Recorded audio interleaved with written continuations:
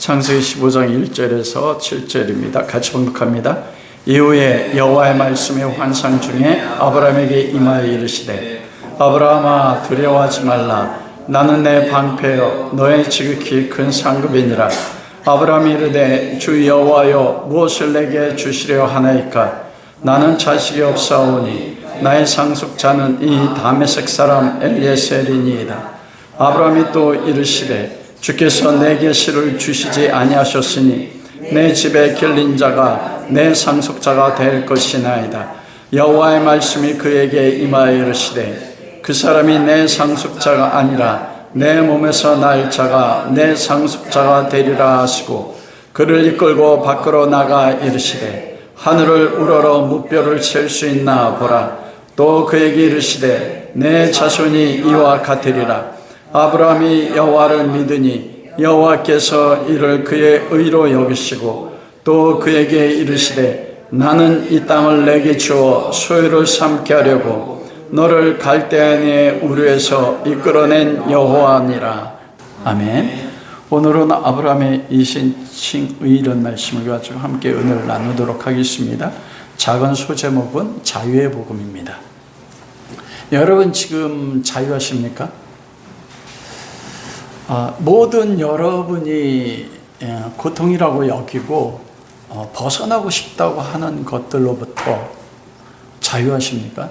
아담이 범죄하고 나서 인간은 하나님과 관계성 속에서 자유로운 존재로 하나님의 형상으로 창조됐습니다.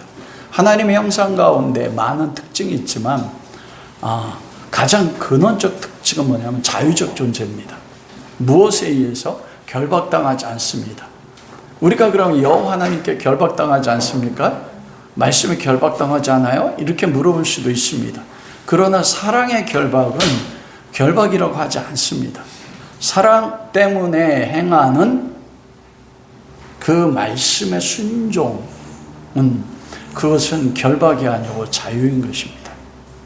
여러분 그래서 세상 모든 사람들이 살아가는 인생을 여러분들은 뭐라고 표현할지 모르지만 저는 자유와의 전쟁이라고 표현합니다. 우리가 궁극적으로 인간의 삶을 고통스럽게 하는 가장 기본적인 것은 뭐냐면 인간을 억압하는 것들이 있어요. 그래서 그리스도를 믿지 않는 사람들조차도 세상에서 모든 사람들이 추구하는 가장 기본되는 정신이 뭐냐면 자유의 정신입니다. 여러분 보통 세상에서 추구하는 4대 자유란 것에 대해 들어본 적이 있습니까? 이것은 미국의 루즈벨트 대통령이 그가 재선되고 나서 표명했던 4가지 4대 자유, 그것이 미국 사람들의 정신적인 그리고 세계에 개입하는 그들의 정책의 기조가 됐던 것이 바로 이 4개의 자유인 것입니다. 그것이 바로 첫째는 언론의 자유입니다. 여러분 언론의 자유가 뭘까요? 무엇이든지 말할 수 있는 거예요. 즉 한 인간이 자기가 생각하는 인격 안에서 생각하고 목표하는 것을 자유롭게 표현할 수 있는 그것이 언론의 자유입니다. 하나님에게 있어서도 여러분 언론의 자유가 있는 거 아세요? 하나님의 형상으로 그게 나타나는 게 뭐냐면 기도에 대한 자유입니다. 캐톨릭은 반드시 죄를 고백할 때 누굴 통해서 고백합니까? 사제예요. 사제를 통해서만 하나님께 고백해요. 그러나 기독교는 어떻습니까? 내가 어떤 모습을 가지고 있든지 누구든지 하나님 앞에 무엇이든지 말할 수 있는 자유를 준 거예요. 그 두 번째는 신앙의 자유입니다. 이건 종교의 자유예요. 다른 말로 이야기하면 자기의 영혼에 대하여 선택할 수 있는 자유를 가지고 있습니다. 그리고 세 번째 얘기한 것이 결핍으로부터의 자유예요. 결핍은 바로 다른 말로 하면 가난으로부터 자유입니다. 전 세계를 지금 모든 사람들을 지배하고 이끌어가는 게 무엇입니까? 재물입니다, 여러분. 우리 가운데 가장 결핍, 자유를 억압하는 게 뭐예요? 이 재정이에요. 그리고 네 번째가 뭐냐면 두려움으로부터 자유입니다. 인간이 가지고 있는 기본적인 것, 두려움. 아담이 하나님 앞에 범죄하고 나섰을 때 하나님과 관계가 깨지고 나서 아담에게 찾아온 첫 번째 감정이 뭐였어요? 두려움이었어요. 여호와 하나님께서 에덴 동산에 나타나 거니실 때 아담이 뭐 했습니까? 하나님이 두려워 피했다. 거기부터예요. 그래서 신앙을 예수 그리스도를 믿지 않는 보편적인 인간이 가지고 있는 그 내게 자유가 있어요. 추구하는 언론의 자유. 나는 자유적 존재예요. 무엇이든지. 그리고 신앙의 자유. 그리고 결핍으로부터 자유. 그리고 두려움으로부터 자유인 것입니다. 이 복음, 이신칭이라고 했잖아요. 오늘 본 말씀에 6절 말씀, 아브라함이 여호와를 믿으니 여호와께서 이를 그의 의로 여기시고 이신칭, 이 믿음으로 말미암아 하나님의 아브라함 의롭게 여기셨다. 여러분 갈라디아서 5장 1절 말씀은 그렇게 말씀합니다. 그리스도께서 우리를 자유롭게 하려고 자유를 주셨으니 그러므로 굳게 하여 다 서서 다시는 종의 멍에를 매지 말라. 사도 바울을 통해서 예수 그리스도의 복음을 증거할 때 사도 바울은 무엇을 증거했냐면 그리스도로 말미암아 하나님의 아들이 될 때 모든 것으로부터의 자유를 전하는 거예요. 그래서 갈라디아서를 자유의 복음이라고 이야기합니다. 예수님 그렇게 말씀하셨어요. 진리를 알지니 진리가 너희를 자유케 하리라. 이 자유란 모든 것으로부터 자유예요. 근데 갈라디아 5장에도 말한 것처럼 그리스도께서 우리를 자유롭게 하려고 자유를 주셨는데 갈라디아 교인들이 스스로 그 자유를 포기하고 율법에 억압이 돼 있었거든요.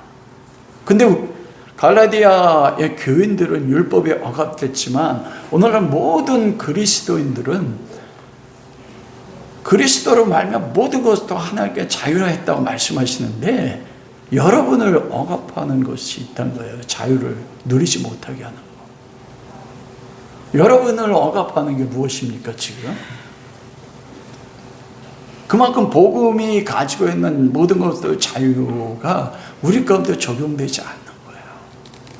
놀랍게도 우리가 지난 시간 창세기 14장을 통해서 아브라함이 4개의 강대국 후에 바벨론이 되고 아수르가 되고 바사가 되는 동방의 4개의 군대 원정군과 5개의 소국가 전쟁에서 패 5국가 소돔과 고모라 연합군이 패했을 때 아브라함은 318명 가서 그들을 치고 조카롯과 모든 재물과 소유들을 빼앗아왔지 않습니까?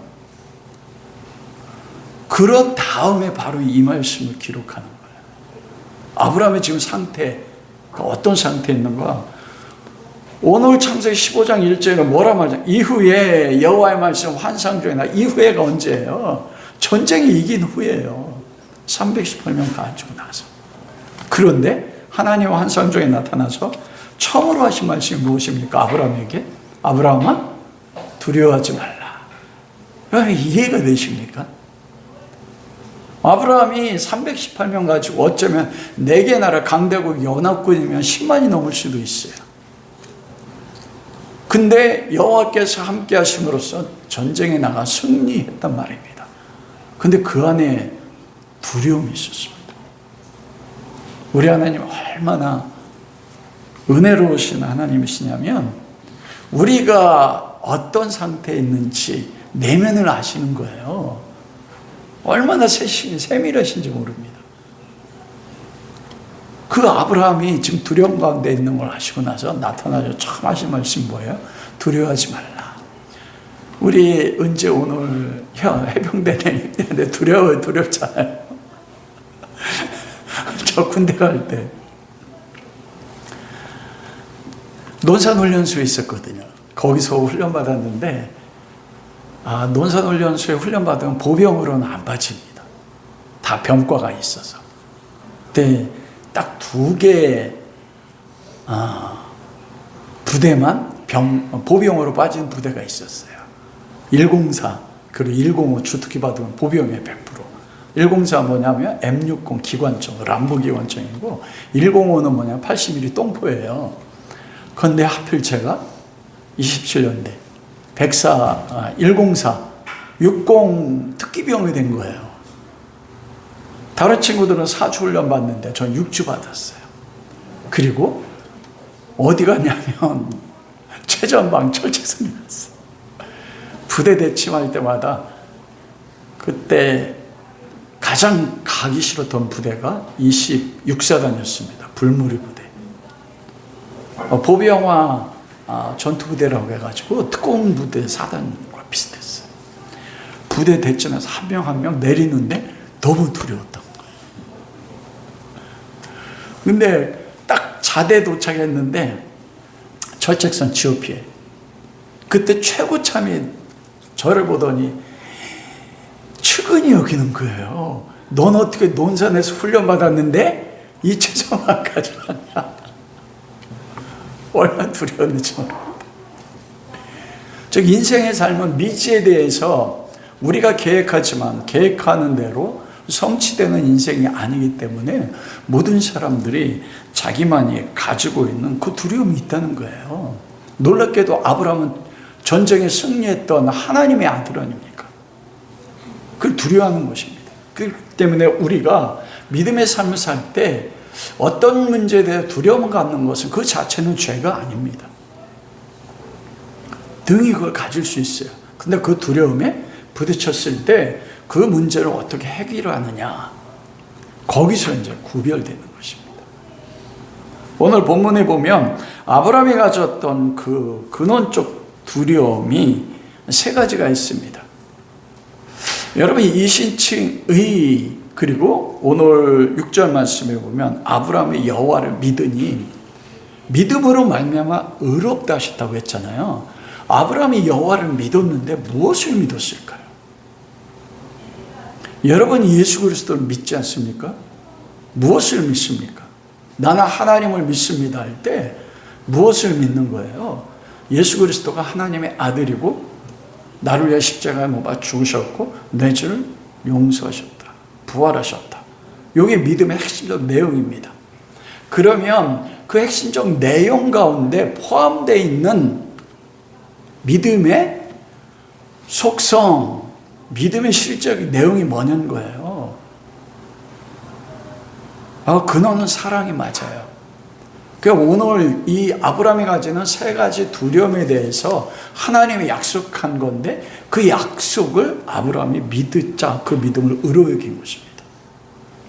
그 세 가지 두려움이 그리고 그 세 가지 두려움에 대해서 하나님이 약속으로 뭐 한다는 것입니까? 해결해 주겠다는 게 믿음의 내용이에요. 여러분 우리는 그리스도를 믿는다고 너무 두리뭉실해요. 그리고 예수 그리스도가 나를 위해서 죄를 위해 십자가에 죽으셨고 삶에 부활하셨고 하나님 보좌 우편에 있다는 걸 믿잖아요.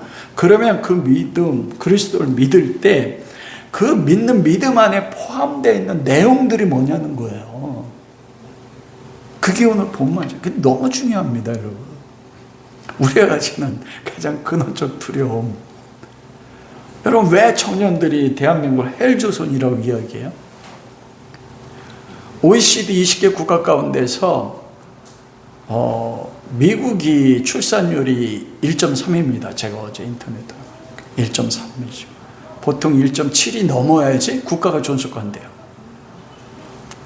근데 우리나라는 0.76인가 그래요. 가장 낮습니다. 여러분 그 트럼프가 대통령이 되고 나서 일론 머스크가 방방 날르잖아요.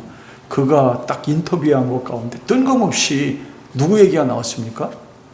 한국 얘기 나왔어요. 한국이 멸망할 겁니다. 그 이유가 뭡니까? 출산율 때문에 그래요. 인구 감소. 왜 자식 안 낳습니까?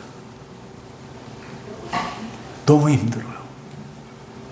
자식 낳아 키우는 거. 제가 4명을 낳았잖아요. 인천 이렇게 했을 때 4명 데려다니는데 또 한 명이 꼽사를 끼는 애가 있었어. 그 김미진 간사님 아들이 있었어. 그때 나 또래였었거든요. 그래서 월요일날 되면, 그리고 저녁쯤 되면 5명 데리고 심포시장이라고 사람들이 볼 때 다 놀라. 그래 다 물어봐. 5명이 다 자식입니까? 예, 자식이에요. 왜냐하면 김민정이 한 아들도 자식으로 여겼었으니까. 지금 생각하면 제가 4명 낳은 거는 뭐였어요?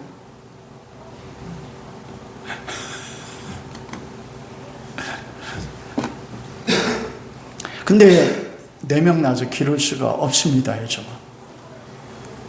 왜냐, 1명 기르기도 어려운 거예요. 그게 근원적으로 뭐로부터 옵니까? 결핍입니다. 재정으로부터.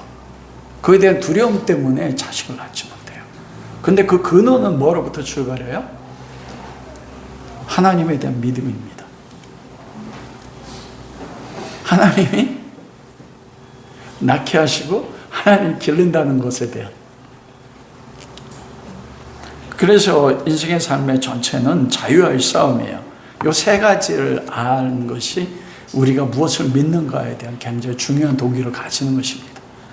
그래서 아브라함이 두려웠던 첫 번째가 뭐냐면 안전에 대한 두려움이었어요. 원수들로부터의 공격. 두려워하지 말라. 그건 뭐냐면 318명 데리고 동방 군대 연합군에 쳐들어가서 318명 통해서 롯과 부녀들과 재산을 빼앗아 왔지 않습니까? 그런데 아브라함이 그 군대가 다시 뒤돌아와서 자기를 칠까 두려워했습니다. 여러분, 제 말이 아니에요. 연합군의 재침공을 두려워한 것입니다. 우리가 성경에서 아브라함이 318명 가지고 어떤 전쟁을 했는지는 나와 있지 않습니다. 그런데 롯, 조카 롯과 그의 친척들과 재물과 부녀들을 구출해 왔다고만 결론만 이야기하지 어떻게 전쟁했는지 나오지 않아요. 근데 아브라함이 제가 왜 동방 그 군대가 다시 재침공할 것을 두려워한다고 지금 말씀드립니까? 그것은 하나님이 아브라함에게 하셔서 하신 약속의 말씀입니다. 두려워하지 말라 하고 첫 번째로 말씀하신 게 뭐예요? 나는 내 방패가 뭡니까, 여러분? 네, 지켜주는.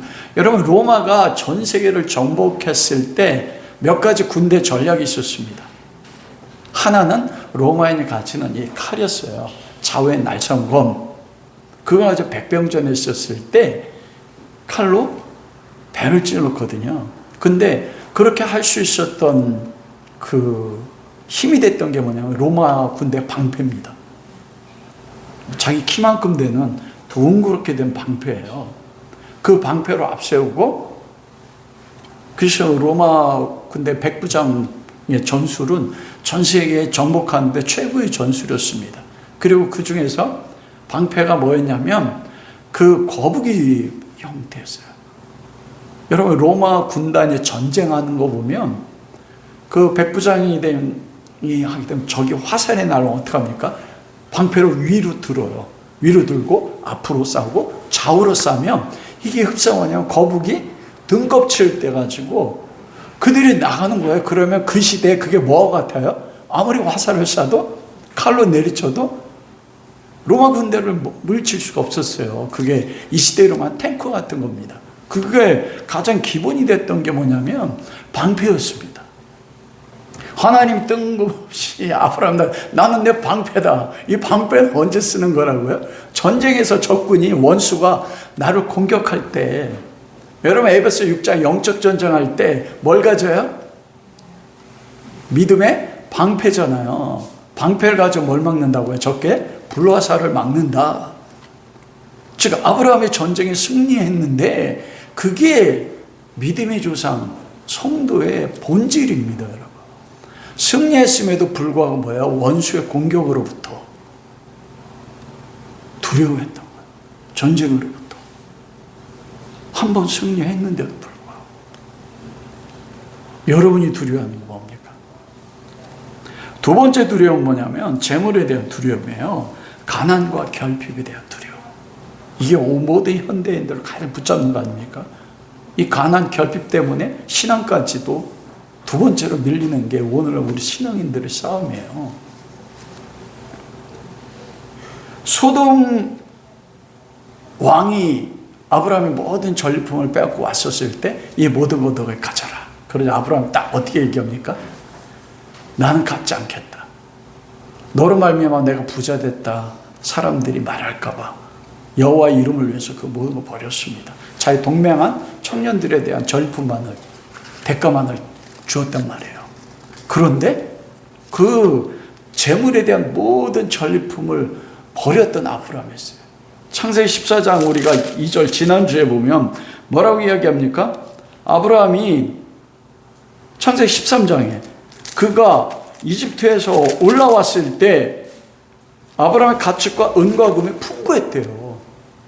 바로 왕에게 아내 사라를 팔은 대가로 인해서 하나님의 아브라함의 발을 통해서 굉장한 부를 줬대. 부자가 됐어요.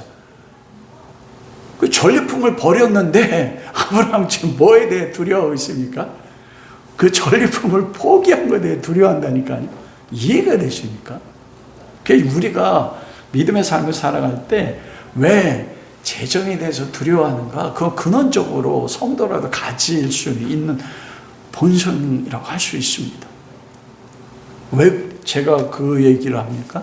제 얘기인가요? 아니요. 15장에 보면 두 번째로 나는 너의 지극히 큰 상급이라 딱 이렇게 이야기하고 있습니다. 여러분 여기서 상급이라고 말하는 이 상급이 히브리 말로는 뭐라고 하냐면 샤카르라고 하는데 이 단어가 창세기 14장에 나오는 전리품이라는 단어와 똑같습니다. 전리품이요. 아브라함이 4대 연합군을 통해서 빼앗은 거, 그 전리품이었어요. 그게 뭐냐면 재물이었다고요.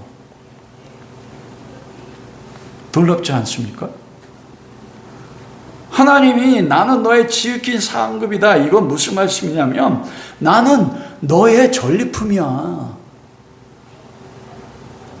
우리가 예수 그리스도를 믿는다고 하면서 그 믿음의 내용이 무엇인지 모르기 때문에 우리가 패하는 거예요. 전쟁에서. 우리가 가장 두려워하는 게 미래에 대한 재정 아닙니까? 그리고 가족 안에서도 우리 삶에서도 가장 문제를 일으켜 트러블을 생기는 근원적인 첫 번째가 뭐예요? 솔직히요. 돈이잖아요. 이걸 그냥 세상 말로 이야기하면 아브라함아 내가 너의 돈이야. 좀 뭐하지 마. 한번 따로 세우세요.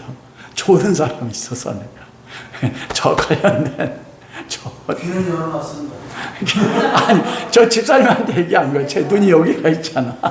눈이 피곤해서 귀는 열어놨어요. 한번 따로 세보세요. 아브라함아 내가 너의 그 다음에는요 돈이야. 여러분 이거 믿으세요. 진짜로. 하나님께서 아브라함 말씀하신 게 내가 너의 상급. 하나님이 아브라함 책망하지 않았어요. 우리 예수 그리스도를 믿으면서 내가 재정 때문에 돈 때문에 아파하고 그것 때문에 내 마음이 흔들리면 우리 부끄러워하잖아요. 여러분 마태복음 6장에서도 예수님이 그 말씀하셨어요. 이 모든 것이 너에게 필요한 줄을 하나님이 아신다. 딱 그렇게 말씀하세요. 우리에게 재정이 필요한 거 아세요. 근데 뭐하니까 두려워하지 말라. 그거에 대해서. 우리가 하나님을 믿는다고 할 때 그게 들어가 있다니까요. 내가 너의 전리품이 될 거야. 와, 여러분 하나님이 나의 전리품이야. 하나님 안에 뭐가 있습니까? 천하 만물의 모든 것이 다 있어요. 우리 신앙의 싸움은 결국 그 싸움인 것입니다. 내가 지금 환경이 재정이 무너져서 내일 당장 죽을 것 같아. 왜 여러분 하나님이 10가지 기적을 베풀어서 이스라엘 민족을 구원하셨음에도 10번째 기적은 아들을 죽이는 거 있잖아요. 어린 양. 그들을 광야로 인도했을까요? 그 싸움입니다. 신명기 8장이 그러잖아요. 사람이 내가 40년 동안 너에게 만날 먹여 반석에 무을 나게 하고 너희가 노력해서 매출하게 고기를 먹게 하지 않고 내가 은혜로 모든 걸 먹인 것은 사람이 떡으로 사는 것이 아니요 여호와의 말씀으로 사는 것임을 알게 가르치려고 했습니다. 40년 동안 가르쳐. 근데 얼마나 그게 힘드냐면 40년 동안 가르쳤는데도 이스라엘이 이기지 못했습니다. 여러분 쉽지 않아요. 우리가 죽을 때까지 싸워야 되는 게 이 믿음의 싸움. 그래서 영적 전쟁이에요.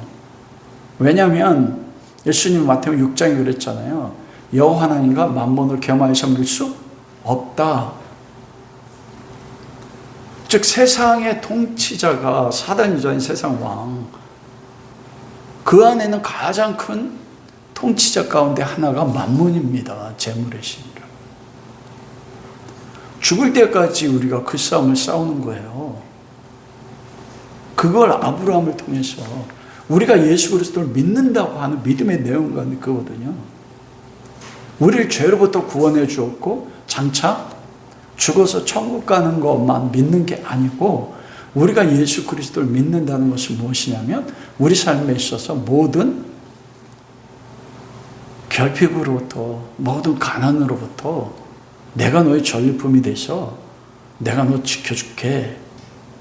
그게 믿음의 핵심적 내용 가운데 하나인 것이에요. 여러분, 그리고 세 번째 두려움은 뭐냐면 하나님의 약속의 말씀에 대한 두려움이었습니다.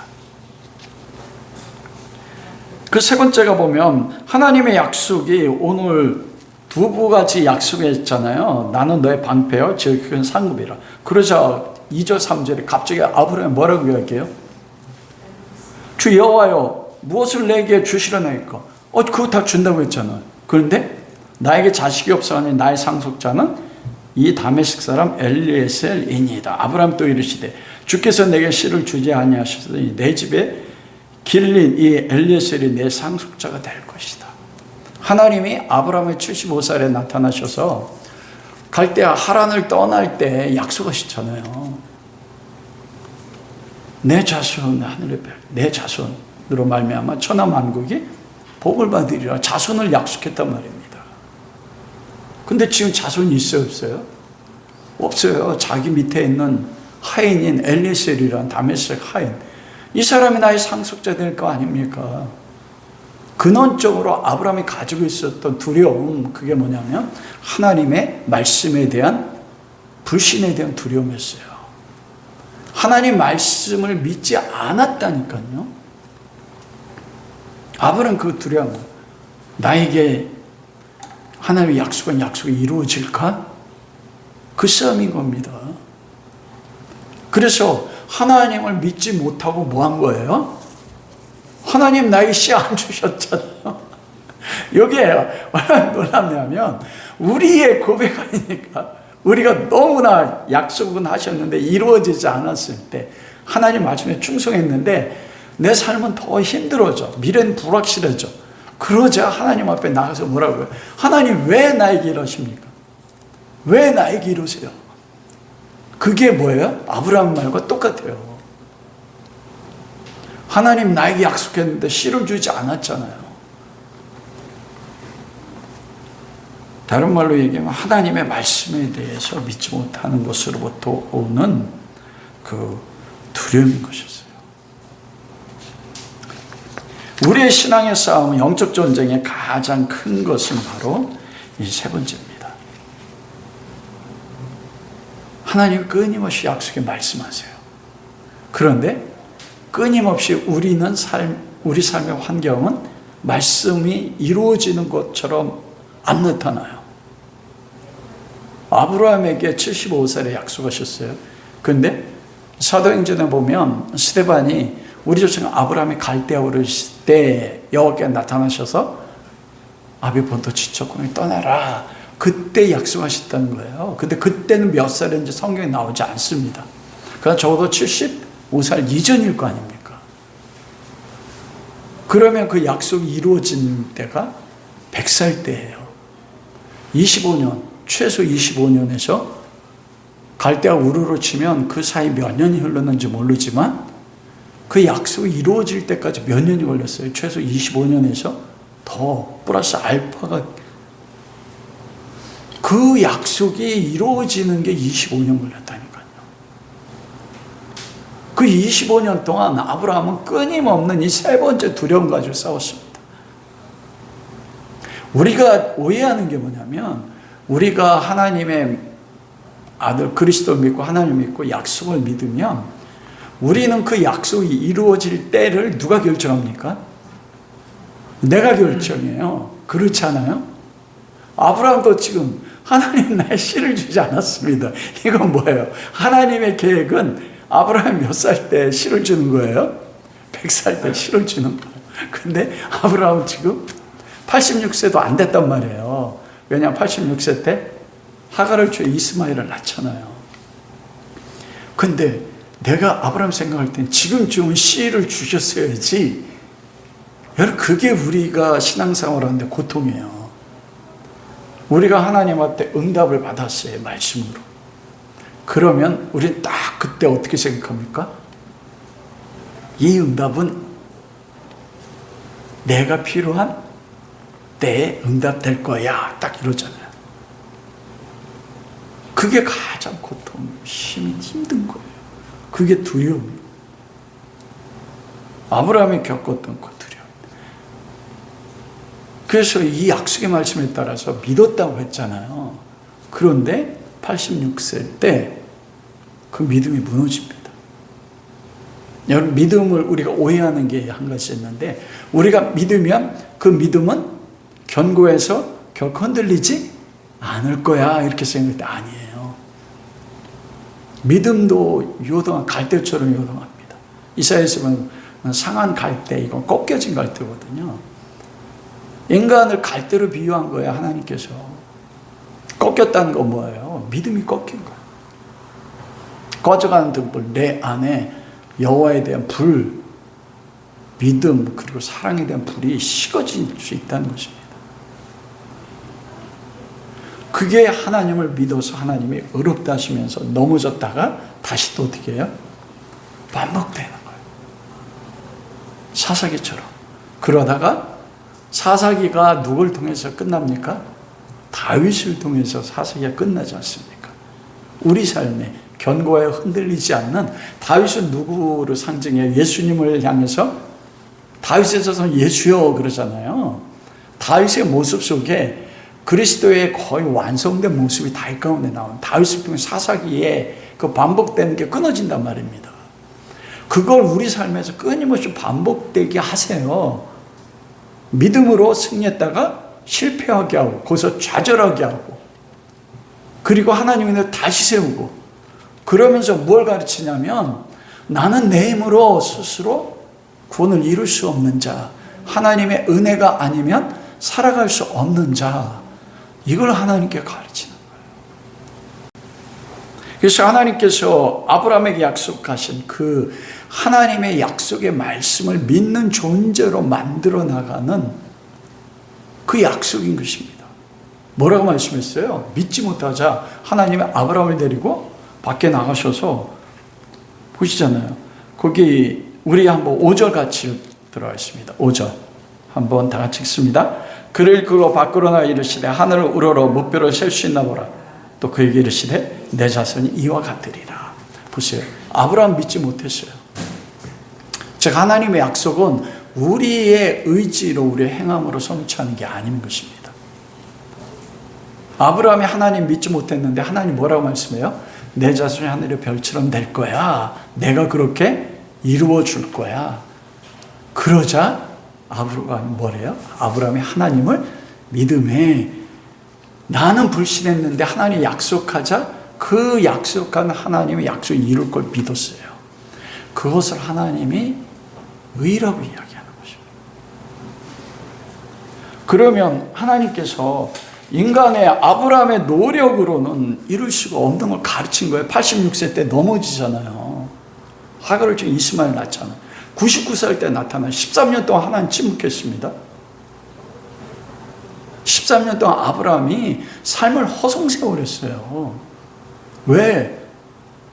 하나님이 약속한 말씀을 믿지 못하고 자기 인간적인 방법으로 자손을 낳았단 말입니다. 근데 이스마엘은 약속의 자녀가 아니에요. 세상 자녀를 낳아서 13년 동안 아브라함이 그 아들에게 빠져 있었든지 하나님이 아브라함 13년은 나타나지 않았어요. 다른 말은 13년의 삶을, 생명을 허송세월했어요. 여러분 잘 생각하셔야 됩니다. 우리가 하나님의 약속의 말씀에 대한 우리 믿음에 따라서 어떤 선택을 하느냐에 따라서 아브라함 믿음의 조상인데도 그가 오늘 믿었잖아요. 근데 그 믿음을 버린 거예요. 잃어버렸어. 잃어버리고 자기의 방법에 따라서 하갈을 취해 이스마엘을 낳았어요. 하나님의 관계가 14년 동안 끊어졌습니다. 그러나 하나님은 포기하지 않잖아요. 99살 때 나타나서 명년 이맘때 너에게 아들이 있으리라. 그리고 나는 전능자니 너는 내 앞에 행위 완전하라. 책망의 자리인데 그때 하나님 뭐라 말씀합니까? 아브라함아 내 이름을 아브라함으로 바꾸라. 열국왕으로 바꾸라. 그게 뭐냐면 내가 너를 열국의 아비로 만들 거야. 오히려 은혜로 복을 주셔요. 그런데 놀랍게도 99살 100살 사이에 아브라함이 두려워서 또 사라를 이름도 바뀌었어요. 누구에게 팔아먹습니까? 블레셋 아비멜렉 왕이 팔아먹어. 여러분 아브라함의 믿음의 조상 이해가 되세요? 그게 하나님의 아들들의 특징입니다. 하나님이 아비멜렉 왕에 나타나셔서 책망하시고 사라를 돌려준단 말입니다. 제가 왜 이 말씀 드리냐면 우리를 의롭다 약속하신 하나님은 우리는 넘어져도 이교인 사모 얘기했잖아요. 7번 넘어져도 의인은 다시 일어난다. 누가 일으킨다는 거예요? 하나님이 일으키신. 그걸 믿고 내가 모든 내 환경은 패배했어요. 소망이 없어요. 그 여길 때도 하나님을 믿고 내가 일어날 결정하는 거예요. 그때 하나님 만들어 나가십니다. 무엇을 통해서 만들어 나가십니까? 오늘 본문 말씀에 보면 5절에 보면 하늘으로 무뼈를 셀 수 있나 보라. 그 얘기를 했어요. 내 자손이 이와 같으리라. 이게 하나님이 아브라함을 믿음의 조상 복으로 만드는 하나님의 방법입니다. 여기 보면 하늘의 무뼈를 보라. 여기 무뼈는 단수예요? 복수예요? 복수잖아요. 하늘에 살 수 있는 별들같이 네 자손을 만들어 줄 거야. 그런데 누구를 통해서 말씀하세요? 그 5절 하반절에 보면 이러시네. 내 자손은 이와 같으리라. 이게 원어적인 보면 내 자손으로 인해서 내 후손들이 하늘의 별처럼 될 거야. 그런데 여기 내 자손이 제라라고 해요. 제라. 시예요. 시. 그런데 이 제라는 뭐냐면 단수입니다. 아니 아브라함의 자손이 단수면 어떻게 돼요? 한 사람만 자손입니까? 그걸 하늘의 약속, 하늘의 별처럼 많을 거라는 약속은 어떻게 이루어져요? 바로 그 제라, 한 자손으로 말미암아 아브라함아 내 자손이 하늘의 별처럼 많을 거야. 그 가운데 포함된 게 누군 줄 아세요? 저예요. 하늘의 별, 여러분이에요. 이 제라 오직 하나의 내 자손은 누굽니까? 예수 그리스도예요. 여러분 제 말이 아닙니다. 이거 갈라디아서의 자유의 복음 갈라디아서에 보면 사도 바울이 그랬어요. 아브라함의 약속한 그 자손 그는 그리스도입니다.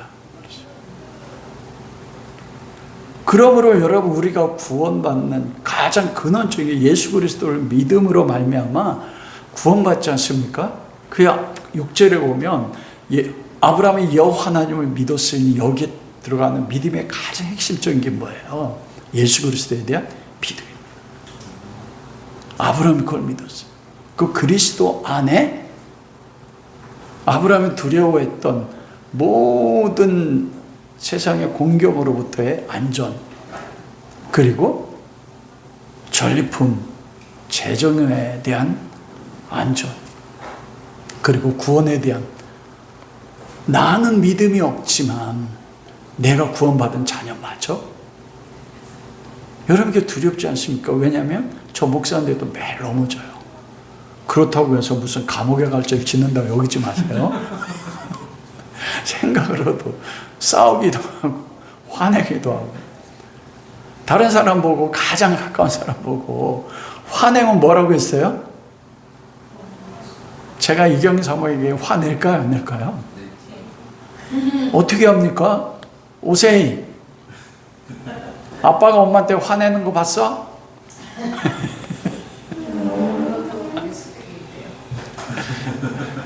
왜 화를 안 내겠습니까? 그러면 그것을 예수님께서 율법의 완성을 통해서 그 살인죄라고 했거든요. 죄 짓는단 말입니다. 그럴 때마다 얼마나 비참한 줄 아세요? 나 구원받은 자녀 맞아? 심지어는 나 목사 맞아? 그래가지고 하나님 왜 나 같은 사람 목사로 세웠습니까? 여러분이 이 기도 많이 했다니까요. 이게 두려움이에요. 나 같은 자도 정말 구원받았을까? 아닙니다. 죄라. 나의 씨 그리스도로 말미암아 구원받은 거야. 네 자손이 하늘의 별처럼 많을 거야. 그걸 아브라함이 믿었어요. 그때 아브라함에 찾아온 게 뭘까요? 자유입니다. 아브라함에게요. 그러면서 그 다음에 또 반복되는 그 삶을 살아가게 되는 것입니다. 아브라함이 자기의 의로 내세울 수 있는 게 아무것도 없다는 것을 아브라함의 75세에 부르심 받아서 100살이 될 때까지, 그리고 그가 아들 이삭을 모리아산에 바칠 때까지 하나님이 그 훈련을 시키는 거예요. 그러면서 너의 어떤 의의 행동으로는, 너의 어떤 행위로도 너의 의를 이룰 수 없다고 가르치는 것입니다. 오직 무엇으로요? 믿음으로요. 그래서 사도 바울이 그 복음을 딱 한마디로 정했잖아요. 복음에는 하나님의 의가 나타났어. 믿음으로 믿음이 이르게 하나니 오직 의는 믿음으로 말미암아 살리라. 복음에 나타난 하나님의 의가 뭡니까?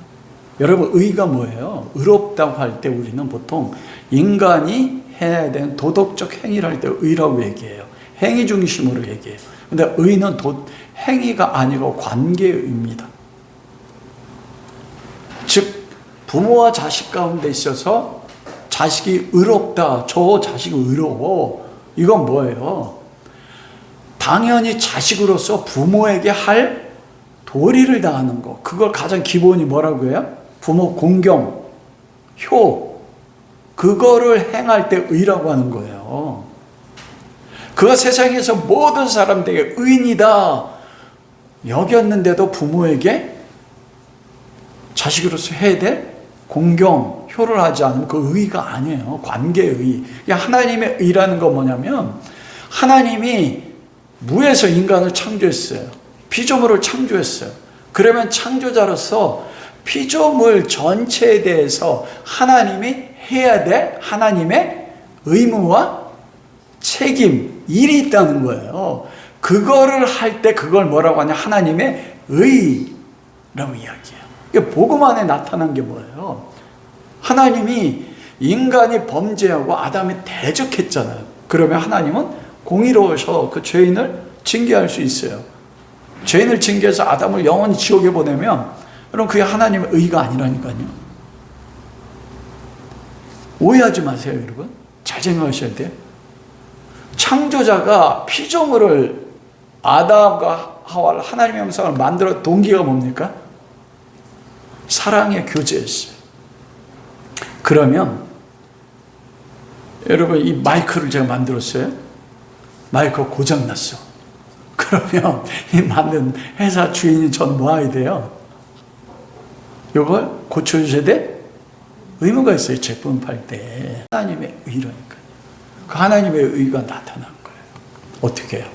아들 예수를 죽이는 한이 있어도 우리를 구원해 주신다는 거예요. 이 세 가지. 그게 하나님의 의입니다. 그 하나님을 믿을 때 그것을 의롭다 하시고 그 의가 된 사람은 살아가는데 뭘로 살아요? 믿음으로 살아요. 그 믿음이 뭘 믿는 거예요?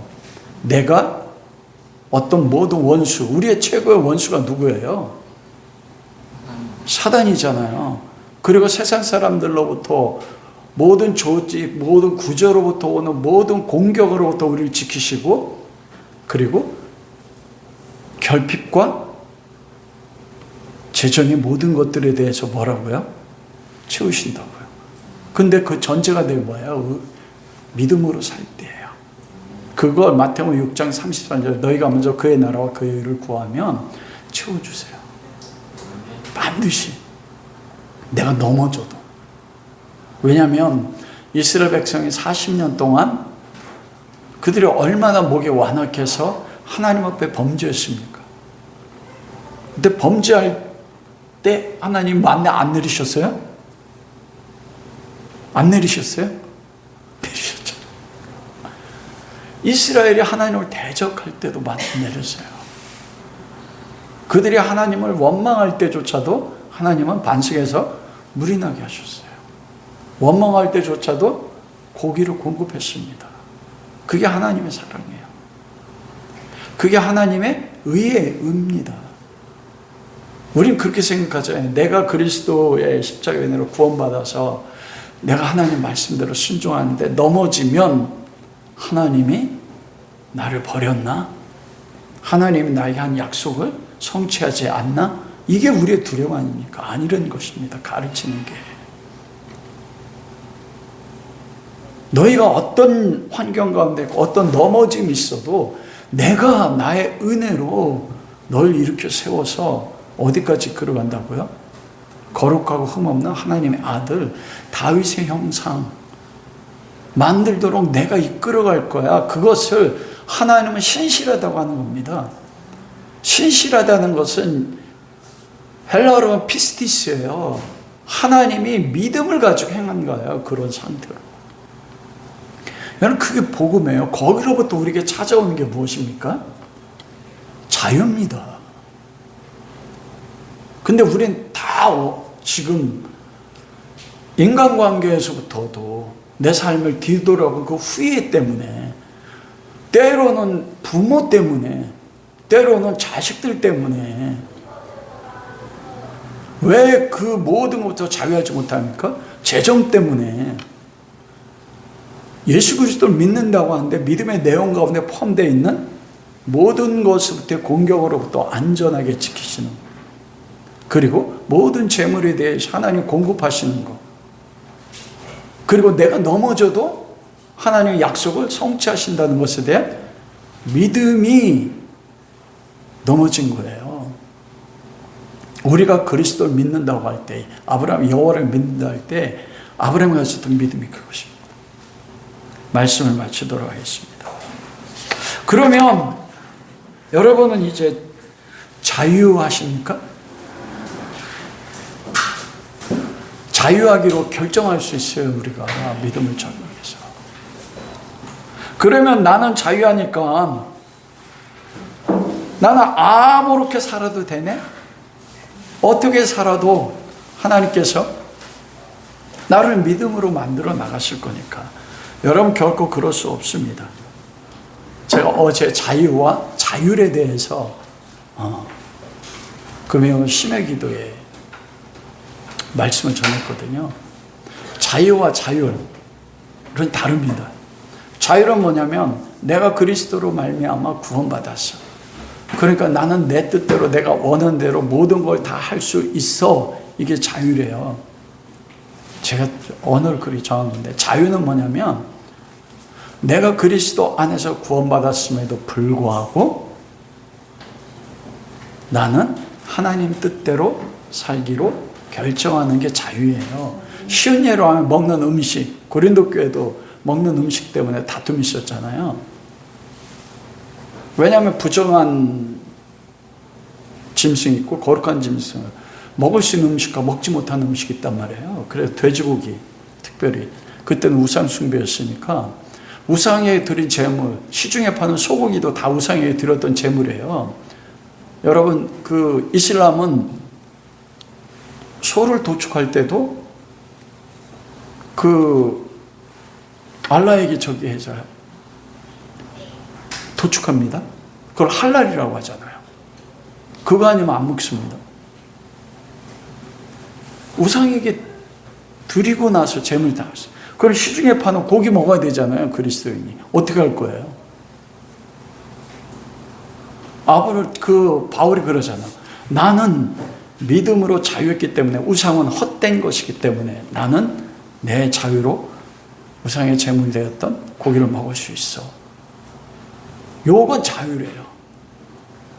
그러나 내가 우상의 제물, 고기를 먹는 걸 통해서 믿음이 약한 자가 넘어진다면 나는 그를 넘어지지 않기 위해서 결코 고기를 먹지 않겠다. 이게 자유입니다.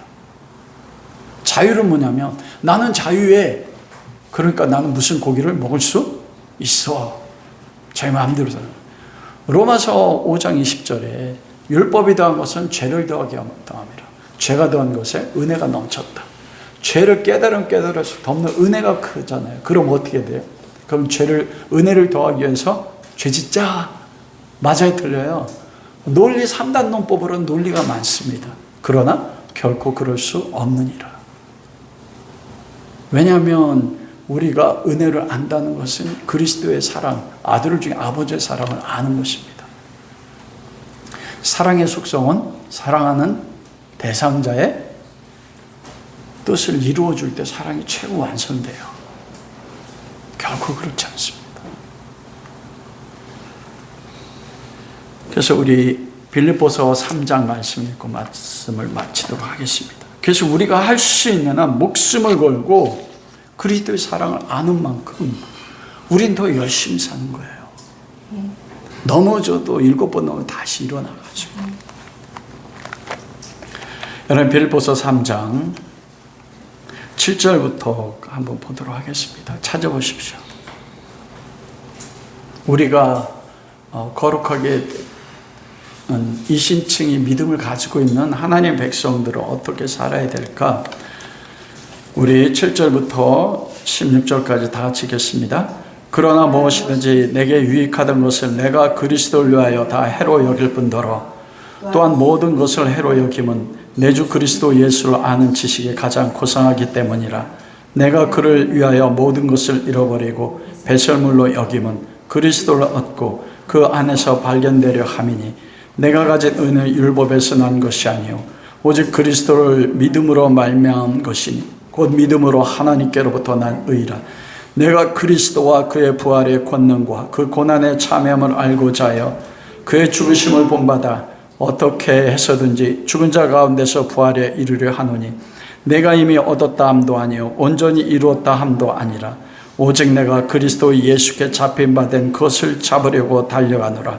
형제들아, 나는 아직 내가 잡은 줄로 여기지 아니하고 오직 한 일, 즉 뒤에 있는 것은 잊어버리고 앞에 있는 것을 잡으려고 표대를 향하여 그리스도 예수 안에서 하나님이 위에서 부르신 부름의 상을 위하여 달려가느라. 그러므로 누구든지 우리 온전히 이룬 자들은 이렇게 생각할지니 만일 어떤 일에 너희가 달리 생각하면 하나님이 이것도 너에게 나타내시리라. 오직 우리가 어디까지 이르렀는지 그대로 행할 것이니라. 이 신칭이 믿음을 가진 사람은 사는 삶이 이와 같습니다. 그리스도와 함께 십자가에 죽습니다. 왜 그렇습니까? 부활의 권능에 참여하기 위해서요. 뒤에 있는 거 다 잊어버리십시오. 뒤에 있는 거 다 잃어버리고 표대를 향해서 그리스도의 부르심의 상급을 위해서 세상 모든 것을 배설물로 여기고 그 앞에 나아가는 것. 그게 아브라함을 향한 하나님의 뜻이고 여러분을 향한 하나님의 뜻입니다. 여러분, 부활의 권능이 무엇인지 아십니까? 우리가 창세기 14장에서 살았던 아브라함의 삶이요. 그런 은혜가 우리 모두에게 함께 할 수 있기를 주님의 이름으로 축원합니다.